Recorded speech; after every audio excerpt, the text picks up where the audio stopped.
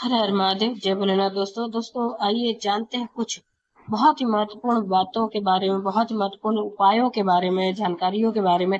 पूज्य गुरुदेव के श्रीमुख से उन्हीं की कथा के दौरान जब वो बता रहे थे, तो कुछ अंश को मैं यहाँ प्रस्तुत कर रही हूँ। तो चलिए सुनते हैं उन्हीं के श्रीमुख से बहुत ही महत्वपूर्ण जानकारी। जितना बने शरीर से उतना सेवा कर। शिव के मंदिर में सेवा करने का फल ये होता है, अगर बन सके तो इस कथा का ध्यान करना। ब्रह्मचित्त नाम का एक शिव भक्त, जहाँ शंकर भगवान का जल बहता है, वो नाली कितनी दूर तक जाती है, थोड़ी दूर तक। नाली देखिए ना मंदिर के अंदर, जम के बोलो जरा, देखिए वो बहुत लंबी तो नहीं जाती ना, केवल शंकर की जलाधारी से थोड़ी दूर तक वो पानी जाता है, बाद में कुंडे में चले जाते। जितनी दूर तक वो नाली जाती थी उतनी दूर तक वो ब्रह्मचित्त शिव उस नाली को साफ। शंकर के मंदिर के तो इस पर बहुत रोग में ग्रसित होना, बहुत रोगीले हो गए ना, बहुत कोई बीमारी ज्यादा हो गई ना, तो इस शंकर के मंदिर के बना लो। तो जिसको हमको साफ करना है तो और वहां चंदन की एक गिंदी रखकर तो स्थान बना लो।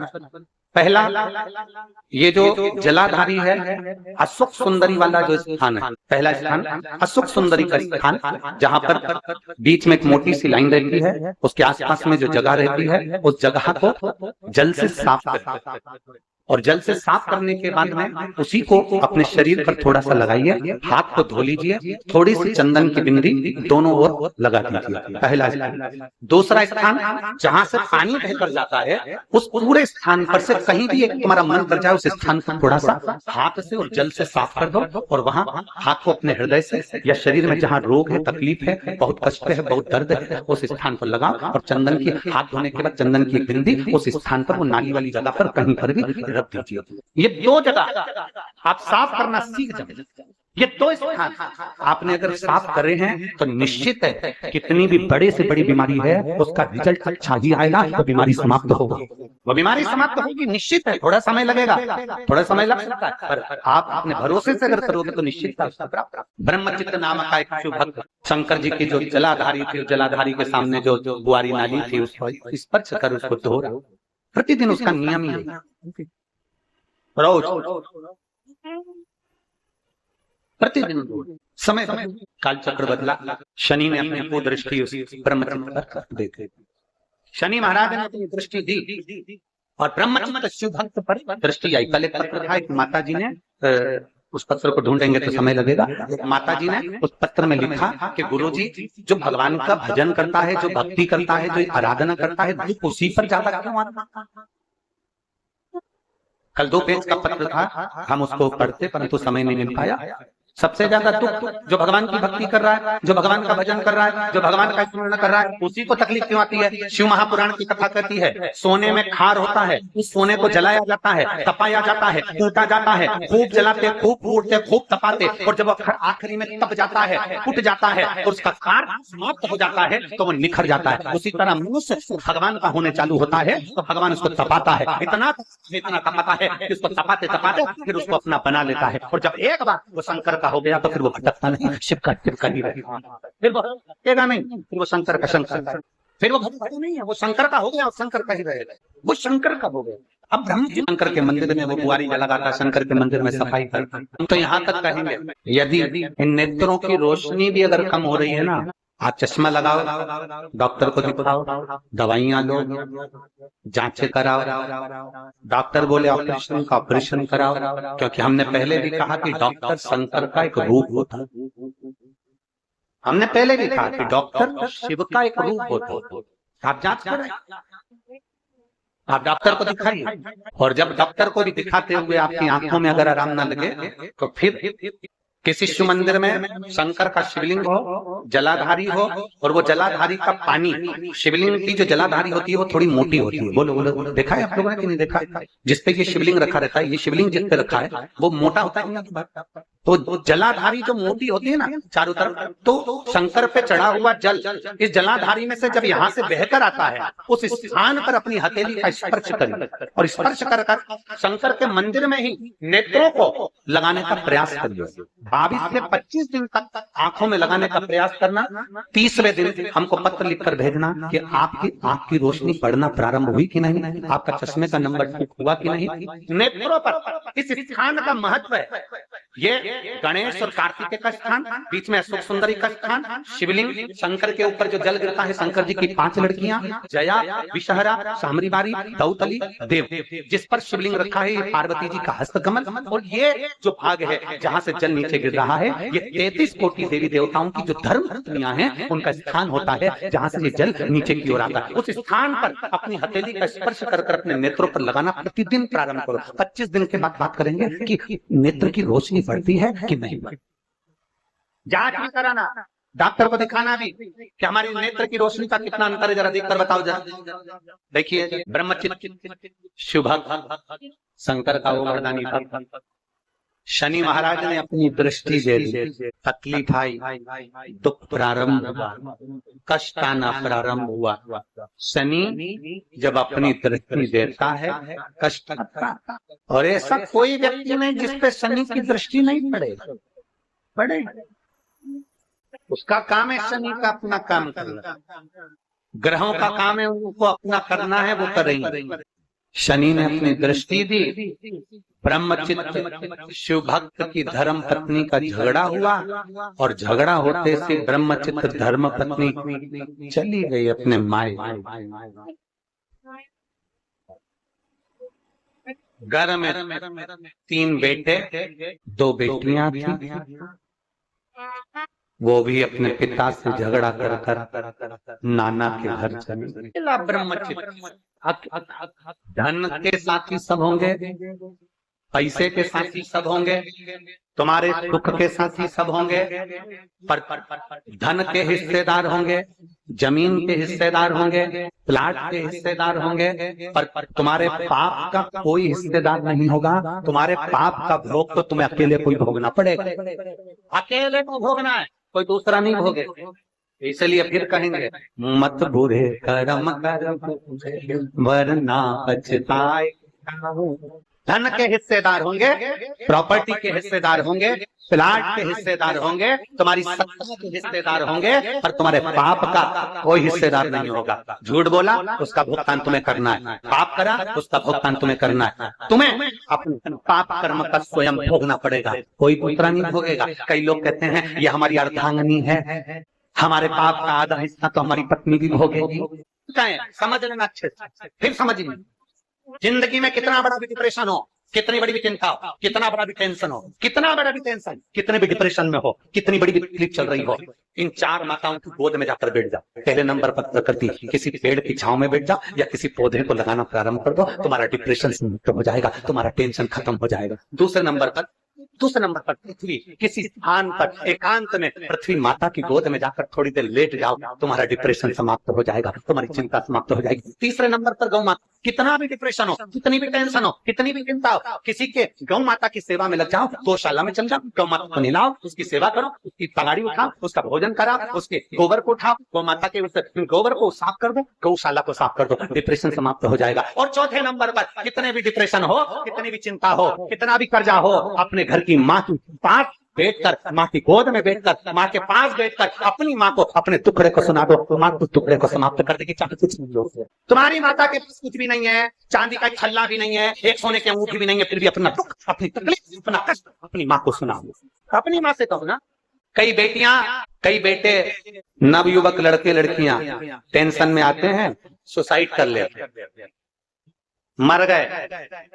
हम उनसे निवेदन करेंगे, मरने का प्लान बाद में करना, पर एक बार अपनी माँ से जरूर जाकर कहना, माँ मुझे 15 दिन से ये टेंशन चल रहा है, माँ बहुत चिंता में हूँ, माँ मम्मी मुझे ये परेशानी चल रही है, माँ किसी ने मुझे धोखा दिया, माँ किसी ने मुझे अपशब्द कहा, माँ किसी ने ऐसा कर दिया। अपनी माँ को जरूर बताओ, क्योंकि माँ केवल माँ नहीं है, उसके संबोधन में 33 कोटि देवी देवताओं का पुण्य। सुंदर कथा आती है, एक टीचर ने अपने बच्चों से कहा, आपने स्मरण किया होगा, टीचर अपने बच्चों से कहता है कि कल सारे बच्चे सारे बच्चे स्वर्ग की मिट्टी लेकर आना। सारे बच्चे आए, एक एक बच्चे को खड़ा करा टीचर ने, तुम स्वर्ग की मिट्टी लायो? नहीं। तुम स्वर्ग की मिट्टी लायो? नहीं। तुम स्वर्ग की मिट्टी लायो? नहीं। एक छोटा सा बच्चा खड़ा हो गया, खड़े होकर बोला, टीचर ये लो, मैं स्वर्ग की मिट्टी लाया हूँ। टीचर ने पूछा, ये कहाँ की मिट्टी? तू क्या स्वर्ग गया था मिट्टी लेने के लिए? तू बैकुंठ गया था मिट्टी लेने के लिए? बच्चा कहता है, नहीं, ये मेरी माँ के चरण की मिट्टी है और माँ के चरण में स्वर्ग होता है। ये मेरी माँ के चरण की मिट्टी है, उसमें स्वर्ग होता है, इसलिए मैं इस मिट्टी को लेकर आया हूँ, इस भूमि की इस परम मिट्टी को लेकर आया हूँ। स्वामी विवेकानंद जब विदेश जाते थे तब भारत माँ की मिट्टी को अपने हाथ में लेकर जाते थे। मेरे राम जी अवध से 14 वर्ष के लिए वनवास गए तो अवध की मिट्टी को साथ लेकर गए। मेरे कृष्ण कन्हैया जब ब्रज की रज को छोड़ द्वारका जाते हैं तो ब्रज की मिट्टी को अपने साथ लेकर जाते हैं। ये भारत माता की मिट्टी है, यह कोई साधारण नहीं है। यहाँ स्वामी विवेकानंद, रामकृष्ण परमहंस, चैतन्य महाप्रभु, जगत गुरु शंकराचार्य, एक नाथ जैसे संत, नामदेव, तुकाराम जैसे संत इस भूमि पर जन्म लेते हैं। ये वो साधारण भूमि नहीं जिस भूमि पर 12 ज्योतिर्लिंग और 4 धाम विराजमान है। ये वो भारत की भूमि है। ये भूमि चंदन से कम नहीं है, जिसको हम माता कहते हैं, मातृभूमि कहते हैं। उसको समझें, उसको पहचाने, उसको जानने का प्रयास करें। अब लोग कहते हैं, गुरुजी आप अपनी कथा में ये प्रकृति की बात लेकर आते हो, आप अपनी कथा में गौ माता की बात लेकर आते हो, आप अपनी कथा में पृथ्वी की बात लेकर आते हो, माताओं की बात लेकर आते हो, क्योंकि मेरी पूरी शिव महापुराण में प्रकृति की चर्चा है, मेरी पूरी शिव महापुराण में बेलपत्र के वृक्ष की चर्चा है, मेरी पूरी शिव महापुराण में नंदी और गौ माता की चर्चा है। भगवान शंकर एक अवतार गौ माता के उदर से भी लेते हैं, नंदीश्वर बनकर पैदा होते हैं। गौ माता के शरीर से भी भगवान उत्पन्न होते हैं। आप कहते हो आप माता का आदर करना, ये कहां लिखा है? हम कहते हैं भगवान गणेश जी महाराज को देख लीजिए, अपने माता पिता की परिक्रमा करिए, प्रथम गिनती में आ गए। जितने भी चरित्र सुनाए जाएंगे शिव महापुराण में, एक एक चरित्र हमारी इस शिव पुराण का है, उसमें अध्ययन करो। आप अंदर उतरो तो सही। हमने अभी कहा समुद्र के किनारे पर घूमने से कुछ नहीं मिलेगा, समुद्र की लहरों में नहाने से कुछ नहीं मिलेगा, समुद्र की गहराई में जाना पड़ेगा तो मोती निकलेगा। उसी तरह शिव महापुराण के अंदर प्रवेश करोगे तो बहुत मोती छुपे हुए, उसको निकालना है, उसको निकालना है।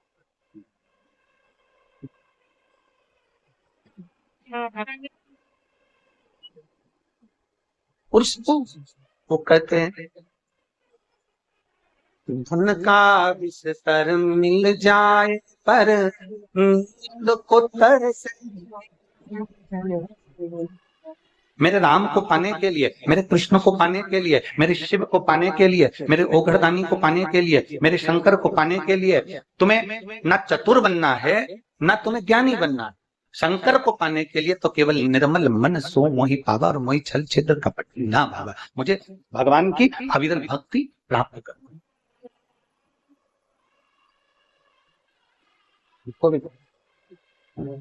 केवल एक सा कर दो बहुत। मुझे भगवान की अविरल भक्ति को प्राप्त करना। जितने भोले बनकर आप भगवान को प्राप्त करना चाहेंगे, भगवान उतने भोलेपन से आपको मिलेगा।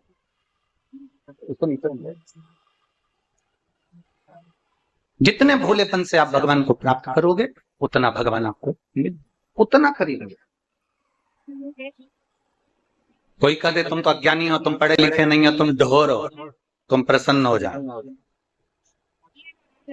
रावण और हनुमान जी की जब आमने सामने हुई, रावण और हनुमान जी जब आमने सामने हुए तो रावण बहुत विद्वान था, उसमें बहुत विद्वत्ता थी, सारे वेद, सारे पुराण, सारे शास्त्र सब जानता था रावण।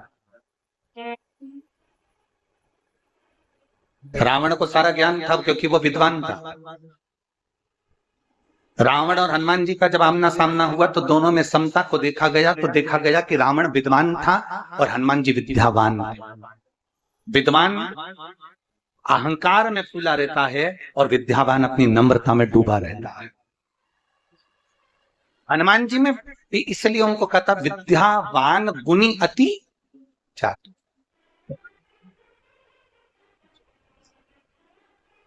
ज्यादा चतुर बनोगे भगवान से दूर हो जाओगे। चलो एक सरल भाषा का स्मरण करिएगा। बच्चा माँ की गोद में कब तक रहता है? बोलो जम के बोलो जरा, जिसको आता है जवाब दो। गुरु की मेरी माताएं अवश्य बोले। बच्चा माँ की गोद में कब तक रहता है? बोलो बोलो जम के बोलो जरा। है जब तक चल नहीं सकता तब तक। अब बीच वाली चीजें बोलो जरा। इधर वाली ने तो कह दिया कि जब तक वो चल नहीं सकता तब तक माँ की गोद में रहता है। अब तुम बोलो, बच्चा माँ की गोद में कब तक रहता है? शिव महापुराण की कथा कहती है जब तक बच्चा खिलौने से खेलना चालू नहीं कर देता तब तक वो माँ की गोद में रहता है। जिस दिन माँ ने उसके हाथ में खिलौना पकड़ा दिया उस दिन माँ अपने बच्चे को खिलौना पकड़ाकर जमीन पे सुलाकर अपने काम में लग जाती। बोलो सही है कि गलत? अरे बोलो तो जमते। बच्चे ने गुनगुना पकड़ा, माँ ने उसको जमीन पर सुलाया। बच्चे ने एक छोटा सा कागज का टुकड़ा पकड़ा, उससे खेलना चालू करा, माँ ने उसे जमीन पर सुलाया। बच्चे ने किसी खिलौने से खेलना चालू करा, माँ ने उसको गोदी से उतारकर जमीन पे सुलाना प्रारंभ करा। बच्चा जब तक खिलौने से खेलना नहीं जानता, बच्चा जब तक खिलौने को हाथ में नहीं पकड़ता, बच्चा जब तक खिलौने में अपने मन को नहीं लगाता तब तक बच्चा माँ की गोद में रहता है। और जिस दिन बच्चा खिलौने से खेलना चालू कर दे, जिस दिन बच्चा खिलौने में रमना चालू कर दे, उस दिन फिर बच्चा माँ की गोद में नहीं रहता, उसको जमीन पर सुला दिया जाता है और बच्चा उस खिलौने से खेलना प्रारंभ कर देता है। बस यही की यही माँ का चरित्र है और यही की यही मेरे भोलेनाथ का चरित्र है। भोलेनाथ जी से पूछा गया कि भगवान आपका भक्त आपका कब तक रहता है? तो शंकर भगवान कहते हैं जब तक वो मेरा तक है, जब तक वो इस संसार के लोगों में चतुराई में अगर डूब गया मुझसे दूर हो गया, ज्ञानी बनकर ज्यादा डूब गया मुझसे दूर हो गया, आडंबर में डूब गया मुझसे दूर हो गया, दिखावे में डूब गया मुझसे दूर हो गया, भ्रांतियों में डूब गया मुझसे दूर हो गया। भगवान कहते हैं जो जिससे बच्चा माँ की गोद में रहे और माँ उसको खिलौना पकड़ा और वो ना पकड़े तो बच्चा माँ की गोद में खेलता रहता है, उतारती नहीं माँ उसको। उसी तरह भगवान कहते हैं संसार में जो डूब जाता है भगवान कहते हैं उसको मैं दूर कर देता हूँ और जो संसार में नहीं डूबा वो मेरा। अब इसका मतलब ये नहीं है कि आप परिवार में ना रहो, इसका मतलब ये नहीं है कि आप कुटुंब और कबीले में ना रहें। रहो, परिवार में रहो, कुटुंब में रहो, नाते रिश्ते में रहो, क्योंकि मेरा शंकर भगवान भी अपने परिवार में रहते हैं। मेरे भोलेनाथ माता पार्वती जी के साथ रहते हैं, मेरे भोलेनाथ गणेश जी के साथ रहते हैं, मेरे भोलेनाथ अपने पूरे परिवार में अपने साथ में निवास करते हैं। आप भी अपने परिवार में रहो, बस इतना याद रखो कि किसी को धोखा ना दिया। परसों की कथा, किसी शब्द ना कहा। तो उम्मीद करते हैं जानकारी आपको अच्छी और उपयोगी लगी होगी। अगर अच्छी और उपयोगी लगी तो एक लाइक छोटा सा अवश्य करिए। आप पहली बार मेरे चैनल पे आए तो मेरे चैनल को सब्सक्राइब करिए, बेल नोटिफिकेशन अवश्य दबाइए जिससे आने वाले वीडियो आपको समय से प्राप्त हो सके। दोस्तों कोई भी प्रश्न या सुझाव कमेंट बॉक्स में लिख सकते हैं। फिर मिलते हैं दोस्तों एक नई जानकारी के साथ नए वीडियो में। तब तक के लिए जय भोलेनाथ, हर हर महादेव, श्री शिवाय नमस्तुभ्यम। धन्यवाद दोस्तों।